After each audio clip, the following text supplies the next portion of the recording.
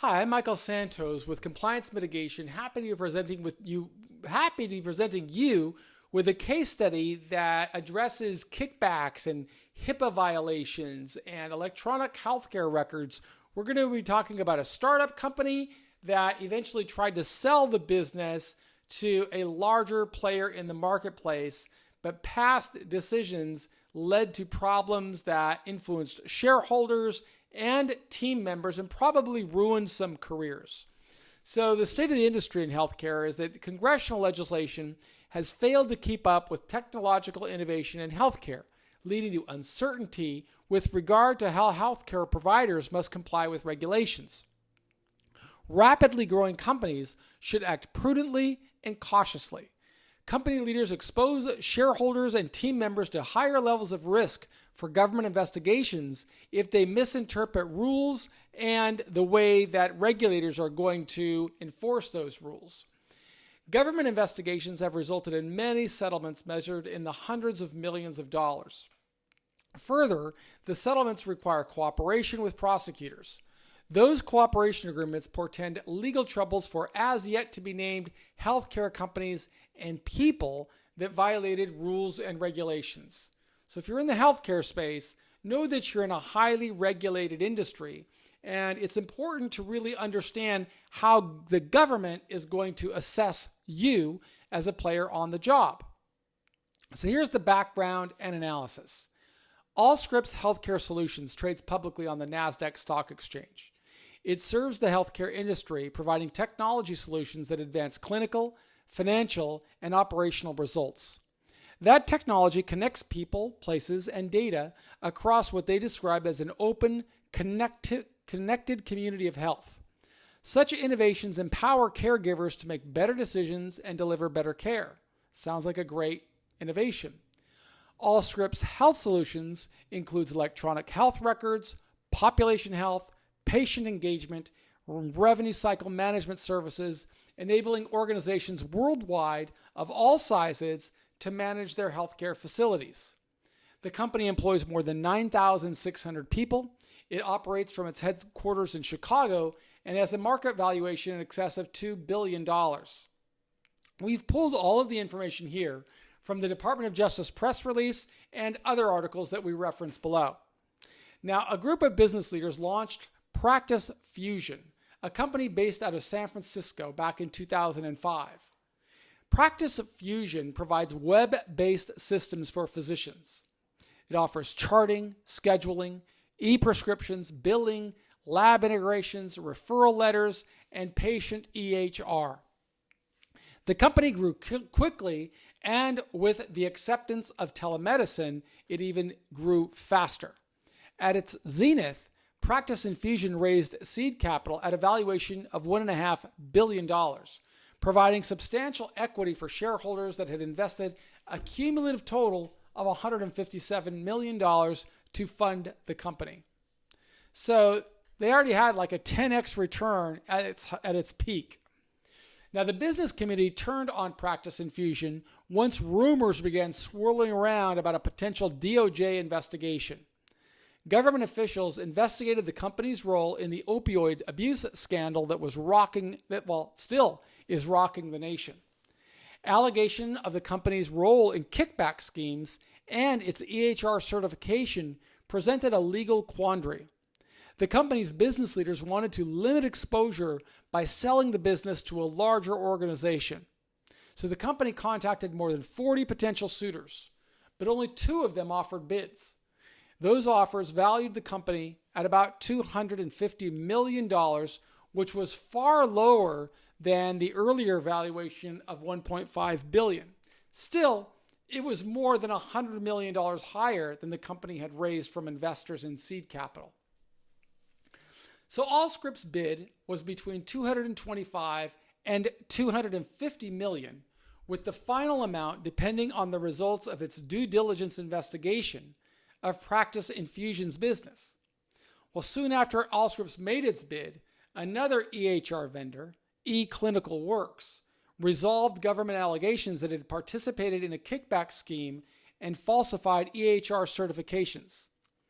To settle matters, eClinicalWorks agreed to pay $155 million. Well, obviously, upon learning the settlement, Allscripts recognized that their bid really exposed them to big risks. So they pulled their bid, and so did everybody else that was considering making the acquisition. Well, despite the illegality of kickbacks, the practice of paying for customers became fairly common during as the growth of the EHR industry took off. EHRs brazenly offered money and incentives in exchange for new customers. Regardless of how other industries operate, healthcare laws strictly forbid compensation related to customer acquisition. Right now, it's almost common practice that what a lot of people did in this industry is they would go out and they would pay people that are really have problems with substance abuse, and they would pay them to go to these facilities. But that's, of course, the government considers that a kickback. So the DOJ contended that eClinicalWorks also falsely obtained certification for its product. According to prosecutors, the company concealed that its product did not fully comply with the requirements for certification. They cited several faults, including a failure to incorporate certain standardized clinical technology necessary to ensure the reciprocal flow of information concerning patients and the accuracy of electronic prescriptions. After a brief negotiation, Allscripts lowered its offer to $100 million, accounting for the potential liability. Despite receiving offers of as much as $145 million, Practice Fusion accepted Allscripts' lower bid because it agreed to absorb liability from any fallout with the Department of Justice investigation. The acquisition closed in January of 2018. After acquiring Practice Fusion, Allscripts contacted the DOJ to inquire about resolving the outstanding government threat. Corporate negotiators hoped to cap the liability at or near $150 million. The government, however, rarely moves quickly, even with a motivated, innocent third-party defendant like Allscripts. Allscripts' stock fell by almost half, from $10.21 in January 2018 to $5.51 in mid-2019. So it way underperformed the market, largely because of its potential exposure to this lawsuit. Between April 18 and January of 19, DOJ prosecutors demanded documents and records related to the growing civil investigation. Then, in March of 19, the company received a grand jury subpoena. Prosecutors wanted to learn more about Practice Fusion's potential violations of the anti-kickback statute, HIPAA, and payments received under the Health and Human Services Incentive Program. The government released scant specific information about the nature of the alleged violations of Practice Fusion. Eventually, the case settled for $145 million, which was in alignment with Allscripts' budget, but it didn't account for legal expenses or lost productivity from the distraction. The settlement required Allscripts to strengthen Practice Fusion's compliance program and continue cooperating with the government. The DOJ continued to investigate the broader kickback scheme, given that it required Practice Fusion to report similar behavior from competitors as part of the settlement. And here we're going to get into our recommendation now. With rapidly growing companies in innovative fields, we really recommend that companies hire subject matter experts to help assess risk. Regardless of growth levels, all businesses have a responsibility to understand regulatory requirements. Laws pertaining to healthcare make it a federal offense to make payments for customer acquisitions. A risk analysis would have diagrammed Practice Fusion's customer acquisition strategy. If those diagrams showed a practice of offering compensation in exchange for new customers, a subject matter expert would have spotted the legal liability in an instant. Both Practice Fusion's management and shareholders feared potential personal liability from the DOJ investigation into the company. As a result of non-compliance, stakeholders lost tens of millions of dollars.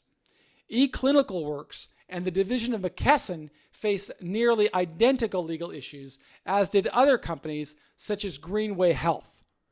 Practice Infusion, eClinicalWorks, and McKesson would have been well served by demonstrating that they took the time to identify issues, ran the decision making by senior management and legal counsel, and then made a final determination after thoughtful consideration. Well, our team of compliance mitigation has dealt with a lot of people who went to prison for this very act of violating principles like paying for patients to come to a healthcare practice. Some of these people weren't even healthcare professionals. They were marketing mavens, but they didn't know. And that's the reason we really strongly encourage anybody that's working in a highly regulated industry, like healthcare, like finance, like cannabis. All of you should be thinking about strong compliance systems. And we encourage you to try our free compliance as a service, or try our compliance as a service for free for 30 days. Take a free trial, see what you can find out, and hopefully we'll be able to do business together. I am Michael Sanchez with Compliance Mitigation, and we believe in you.